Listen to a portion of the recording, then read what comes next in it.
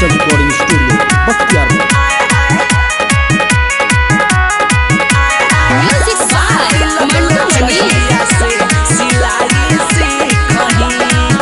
अगे हाथाबा में हाथी कढ़ाई सीखही हाथाबा में हाथी कढ़ाई सीखही शादी लगलो जहिया से सिलाई सीखही गे छौरी शादी लगलो जहिया से सिलाई सीखही ओहो फेसियल करेला बरो बनाई सीखही फेसियल करेला बरो बनाई सीखही है शादी लगलो जहिया से सिलाई सीखही गे गोरिया शादी लगलो जहिया से सिलाई सीखही सिलाई सीखही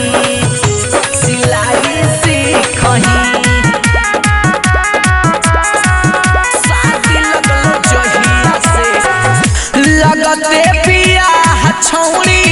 बदल गेलो बोली गे बतर के कहला परसिए लगन ही नया चोली गे कहे गे लगते पिया छौरी बदल गेलो बोली गे पियावा के कहला परसिए लगन ही नया चोली गे दाल भात सब्जी फ्राई सीखही है दलिया भातवा सब्जी फ्राई सीखही अगे शादी लगल जहिए से सिलाई सीखही अगे शादी लगल जहिया से सिलाई सीखही काहेला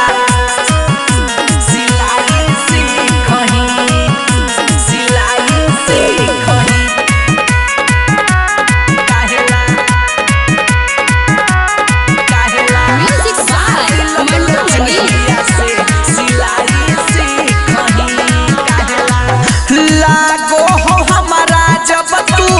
ससुरा में जइभी गे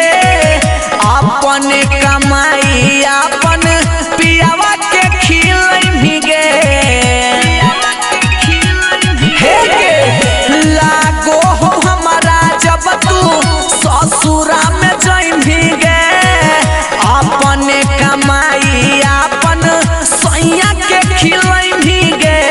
राख समिथल से हाई फाई सीखही राकेश मिथल से हाई फाई सीखही अगे सदिया लगलौ जहिया से सिलाई सीखही अगे छौरी शादी लगल जहिए से सिलाई सीखही हाथ बामे में हदी कढ़ाई सीखही है हाथवा में हदी कढ़ाई सीखही गे शादी लगल जहिया से सिलाई सीखही अगे गोरिया शादी लगल जहिया से सिलाई सीखही वेरी नाइस हम